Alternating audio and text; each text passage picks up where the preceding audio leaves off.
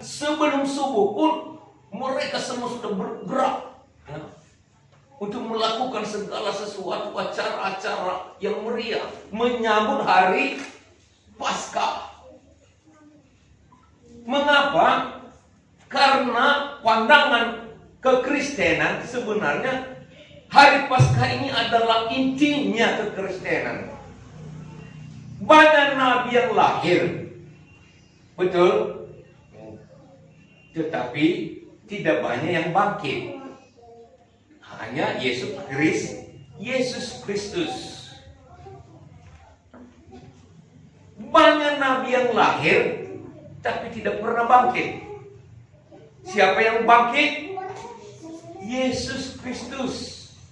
Itulah yang menunjukkan dia sebagai ya anak Allah. Dan setelah 40 hari sesudah dia bangkit, maka dia naik lagi ke surga. Aku datang dari surga, maka aku akan kembali ke surga. Luar biasa. Ya. Begitu hebatnya Tuhan kita. Jadi itu maka kita ya jangan meremehkan hari Paskah. Ini hari inti perayaan kekristenan. Kalau orang-orang Yahudi dulu dikatakan tahun Yobel, hari pembebasan.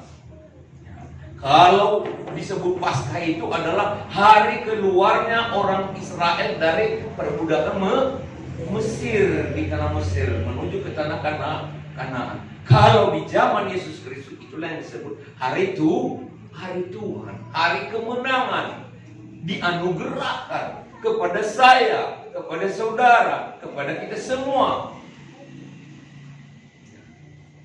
Jadi kita bersyukur karena pada hari ini kita boleh berkumpul kembali di tempat ini setelah ya hari Jumat juga kita sudah memperingati hari Jumat Agung, dan hari ini adalah hari kebangkitan, hari Tuhan.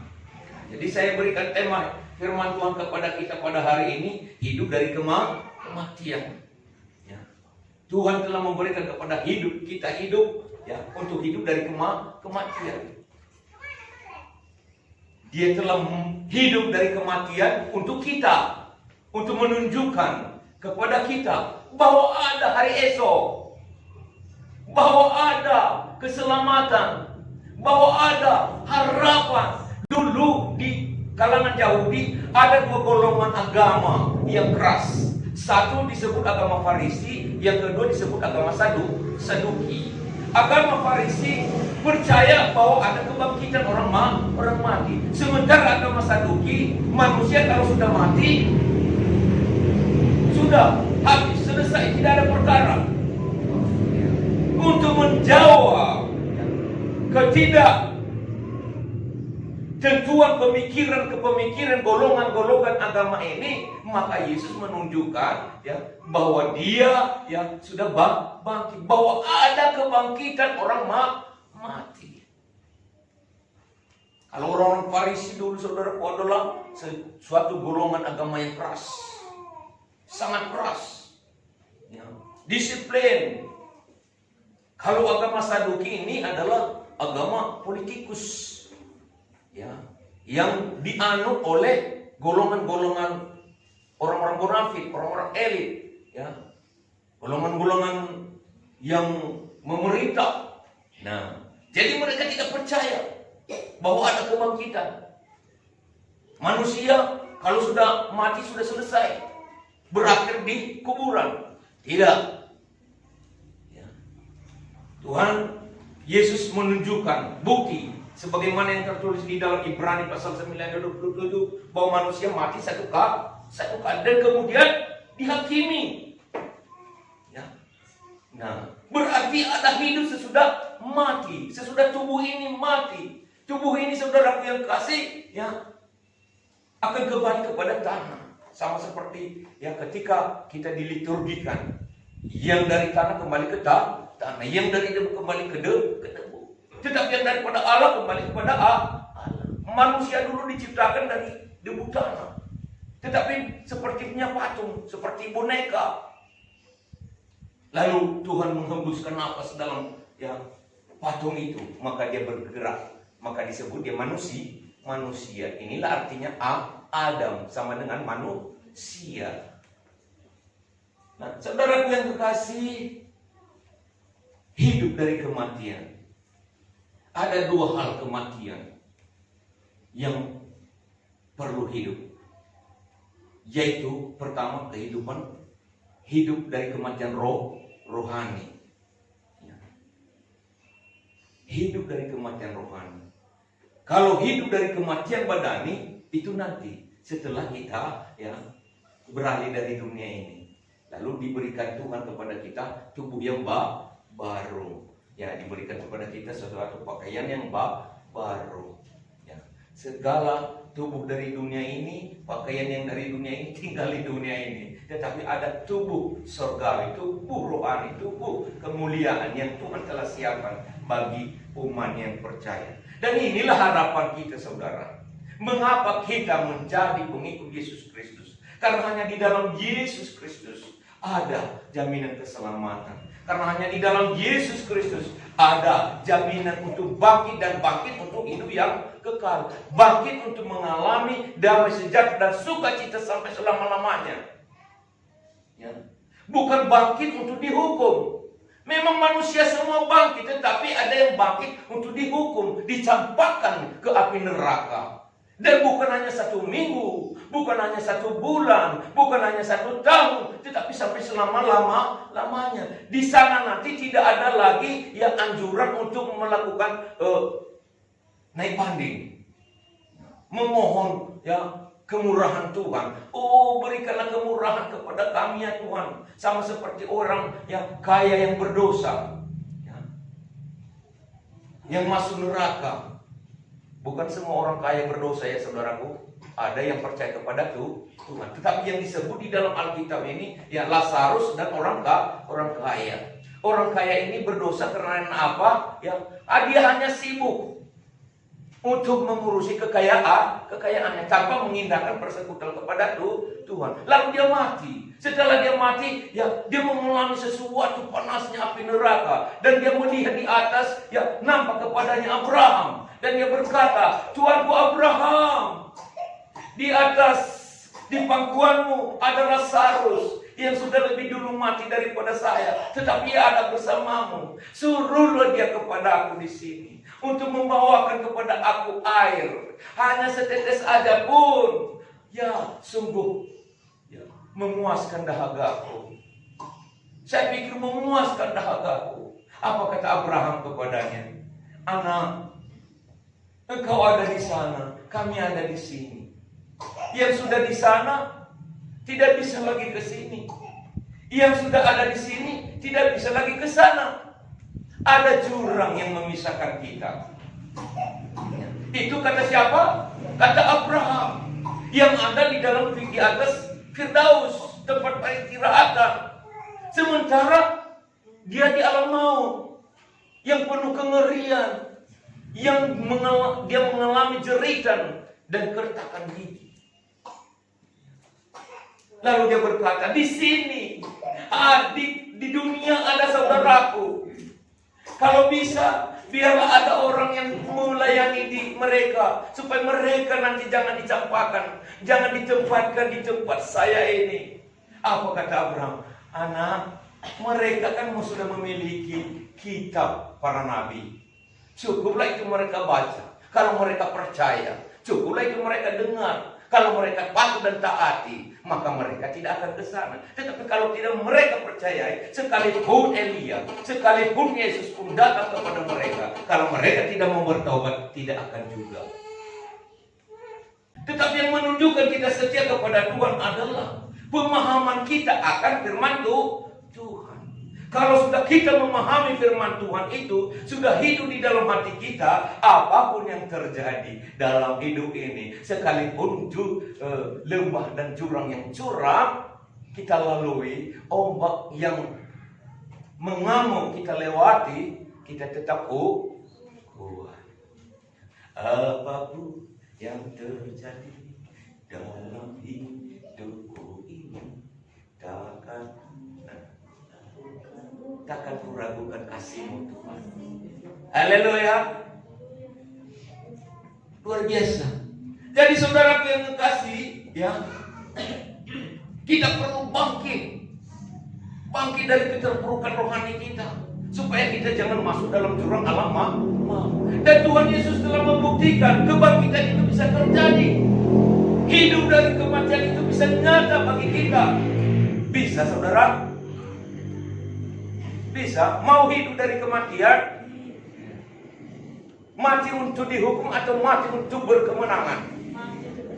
Ya, mati untuk berkemenangan, mati untuk berpengharapan, mati untuk mati dan bangkit untuk berpengharapan. Ya, hidup untuk mengalami sukacita. Haleluya. Hidup untuk masuk surga, bukan masuk neraka. Luar biasa. Ya. Bagaimana prosesnya? Bagaimana caranya? Saya mau membagi-bagikan kepada kita. Dengarkanlah suara Tuhan. Yohanes pasal 11 33 sampai 44. Tolong dibaca saudaraku.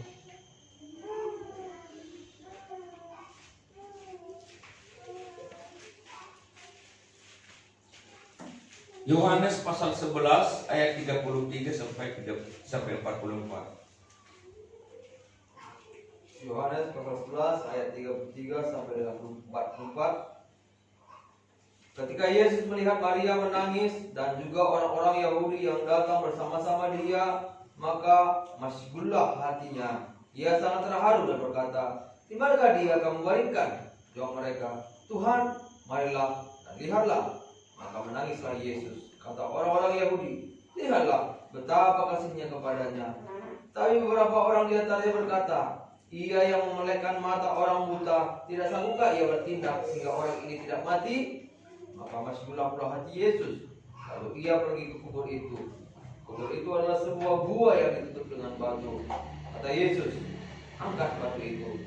Marta, saudara orang yang meninggal itu, berkata kepadanya, "Tuhan, ia sudah berbau, sebab sudah 4 hari ia mati." Jawab Yesus, "Bukankah sudah kukatakan kepadamu, jikalau engkau percaya, engkau akan melihat kemuliaan Allah?" Maka mereka mengangkat batu itu. Lalu Yesus menengadah ke atas dan berkata, "Bapa, aku mengucap syukur kepadamu karena engkau telah mendengarkan aku. Aku tahu bahwa engkau selalu mendengarkan aku, tapi oleh karena orang banyak yang berdiri di sini mengelilingi aku mengatakannya supaya mereka percaya bahwa engkau lah yang telah mengutus aku." Dan sesudah berkata demikian, berserulah ia dengan suara keras, "Lazarus, marilah keluar." Orang yang telah mati itu datang keluar. Kaki dan tangannya masih terikat dengan kain kapan dan mukanya tertutup dengan kain peluh. Kata Yesus kepada mereka, "Bukalah kain-kain itu dan biarkan dia pergi." Haleluya. Ya, luar biasa ya. Sudah berapa hari Lazarus mati dalam kubur? 4 hari ya. Nah, tidak masalah bagi Tuhan. Mau berapa hari, mau berapa lama sudah mati. Kalau dia berkata, "Bangkitlah, hiduplah, marilah keluar," maka mujizat terjadi. Kuncinya Yesus Kristus adalah Allah-Nya Tuhan, kuasanya Tuhan yang bisa melakukan segala perkara. Orang-orang Yahudi yang ada mendengar ketika dia hadir, melayat karena Maria dan Marta yang sedang berduka. Dia berkata kepada mereka, "Di manakah dia dikuburkan?" "Wah, sudah 4 hari, Guru. Sudah 4 hari, Tuhan. Dia sudah berbau." Kalau kita baca sebelumnya, saudaraku, dia katakan, "Akulah kebangkitan dan hidup." Di dalam ayat 26 kalau nggak salah, coba dibaca. Yohanes 11 ayat 26. "Dan setiap orang yang hidup dan yang percaya kepadaku tidak akan mati selama-lamanya. Percayakah kau akan hal ini?" Iya. Setiap orang yang mati dan hidup tidak akan mati. Kalau percaya kepada Yesus. Luar biasa kan? Yesus itu adalah kuncinya. Ya. Jadi supaya kita bangkit, dengarkan suaranya. Dengarkan suaranya. Lazarus bangkit, kenapa? Karena dia mendengar suara Yesus. Kalau bukan suara Yesus yang didengarnya, dia tidak akan bangkit. Kalau suara manusia, apalagi suara dunia, nggak dapat bangkit dari kematian. Ya. Kita hidup ini pun saudara yang kasih. Ya. Kita bisa bangkit dari keterpurukan. Dari keadaan yang terpuruk dalam hidup kita. Kalau kita mau dengar-dengaran kepada suara Yesus. Bangkit dari keterpurukan rohani kita. Banyak orang yang dahulu melakukan sesuatu, kegagalan, melakukan kesalahan, kejahatan. Setelah mendengar suara Tuhan Yesus, dia bangkit. Kalau dengar suara dunia, apalagi orang-orang yang anti kepada Kristus, saudara akan terkecoh. Saudara akan tersesat. Saudara akan terhanyut di lembah penistaan. Tetapi kalau banyak mendengar suara Yesus, semakin banyak mendengar suaranya, maka saudara akan mengalami ketenangan dan jiwamu akan selamat. Bahkan saudara mengalami kehidupan. Ombak yang mengamuk pun menjadi tenang. Kan begitu ya. Dia berkata kepada ombak yang mengamuk. Ketika muridnya ada di lautan dan mengalami ketakutan yang besar. Ya. Dan dia katakan, tenanglah. Maka ombak pun menuruti perintahnya. Suara Tuhan Yesus yang bisa membuat seperti itu. Jadi itu maka saya anjurkan kepada kita, dan banyak-banyak mendengarlah suara Tuhan. Suara Tuhan itu inilah firman Allah. Hanya itu yang bisa mengubah hidup kita dari segala keterpurukan. Yang saya katakan tadi, kematian rohani. Bisa kita bangkit. Tubuh dia satu yang sudah ada di kuburan bisa bangkit, hidup kembali, hidup dari kematian. Haleluya. Luar biasa. Yang kedua, bersekutulah kepadanya. Kalau kita bersekutu dan mendekatkan diri kepada orang-orang yang kudus, pasti kita akan bangkit. Pernahkah saudara dengar cerita bahwa ada mayat yang dilemparkan ke kubur? Ada mayat yang dilemparkan ke kubur. Kebetulan kuburnya si Elisa. Lalu mayat itu ketika terkena kepada tulang Elisa, di dalam kuburnya saudara yang kasih, maka orang itu pun menjadi hidup. Itu saudara yang kasih. Luar biasa. Jadi kalau saudara terus merapatkan diri kepada dunia, hal-hal duniawi, kegiatan-kegiatan duniawi, saudara tidak akan hidup. Maka jemaat-jemaat juga tidak bisa bangkit kerohaniannya. Tidak bisa hidup kerohaniannya. Sedikit masalah, sedikit problema sudah menyalahkan Tuhan. Sedikit masalah, sedikit problema sudah menyalahkan gereja. Tetapi saudaraku yang kasih, orang yang selalu bersekutu kepada Tuhan itu, saudaraku, memiliki kekuatan. Memiliki kekuatan. Bahkan dikatakan di dalam Alkitab, saudaraku yang kasih, orang yang terkena bayang-bayang Petrus saja, bayang-bayangnya bisa menjadi sembuh. Kenapa? Karena bayang-bayang orang kudus itu adalah memberikan kuasa.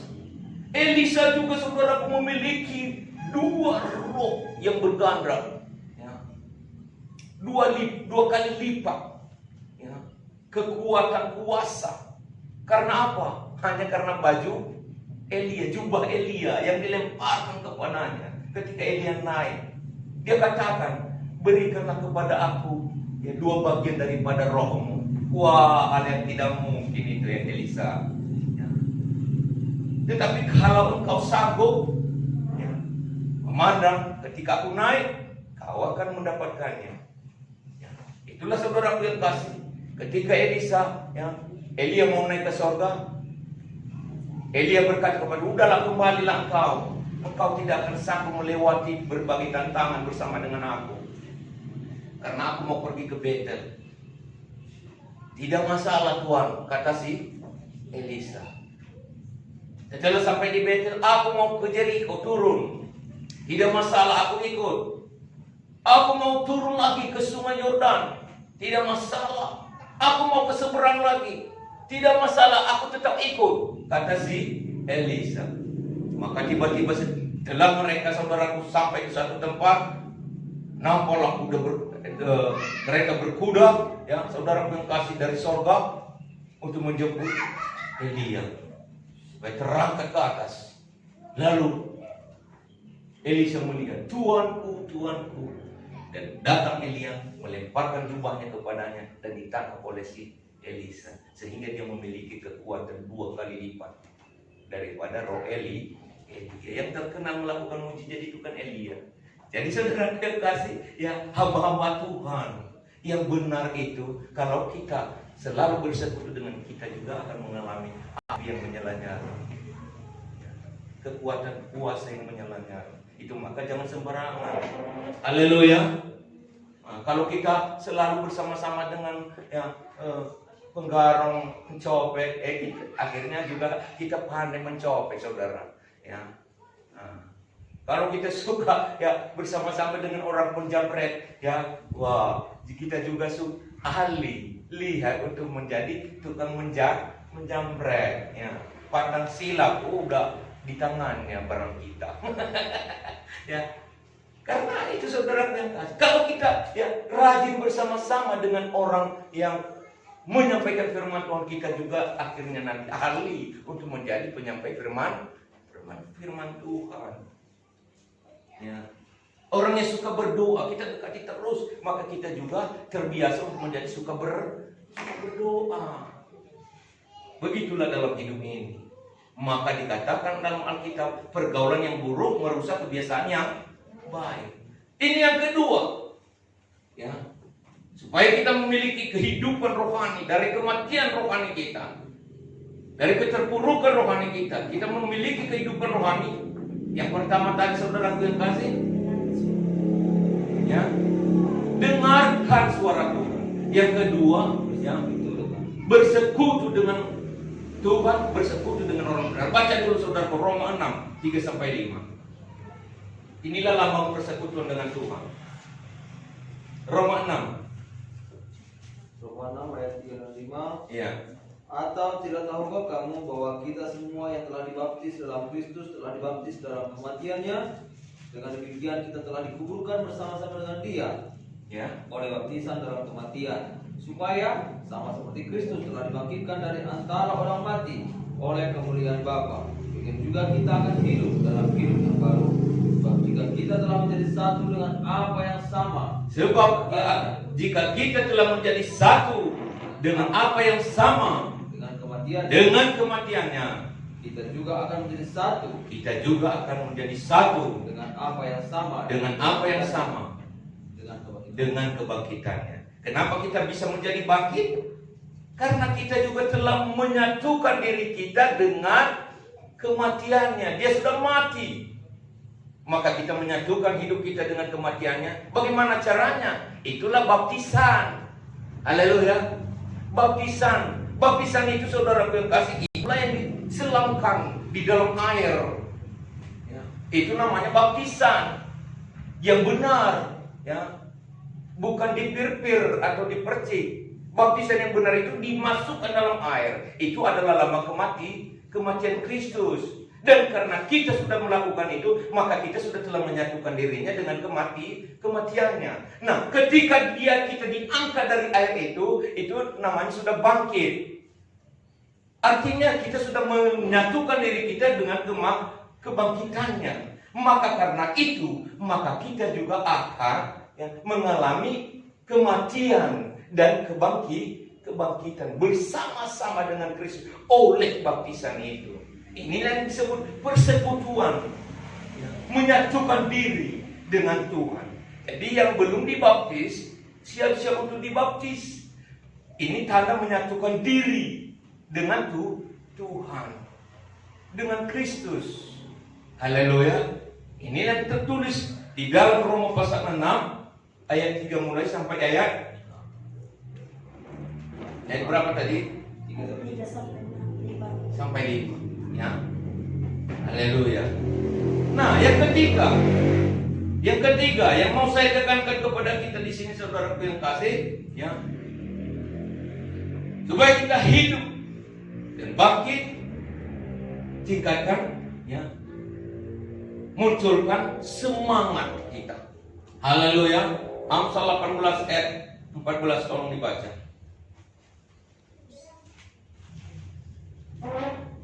Amsal 18 ayat 14, orang yang bersemangat dapat menanggung penderitaannya. Orang yang bersemangat dapat menanggung penderitaannya. Tapi Ya. siapa yang akan memulihkan semangat yang patah? ya. Nah, orang yang bersemangat akan dapat menanggung penderitaannya. Ya, jadi bangkitkan, ya, sesuatu gerakan semangat dalam diri kita supaya kita sanggup menjadi orang dewasa. Baca 1 Korintus 13 ayat 11.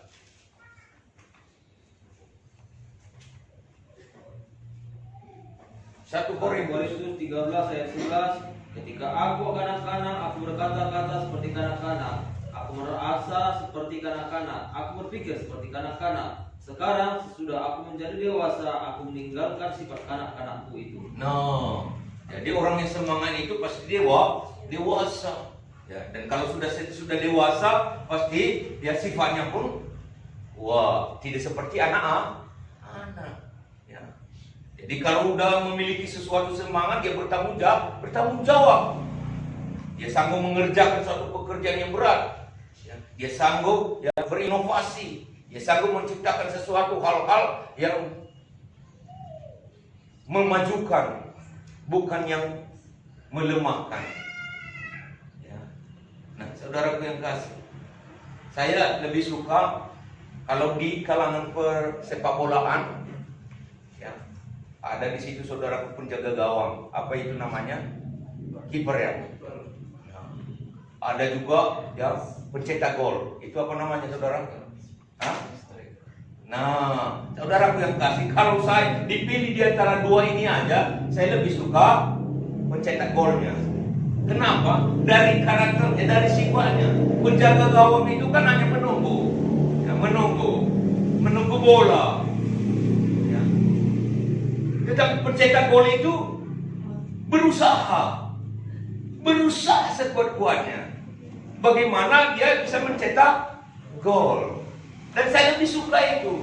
Saya tidak mau menunggu. Haleluya.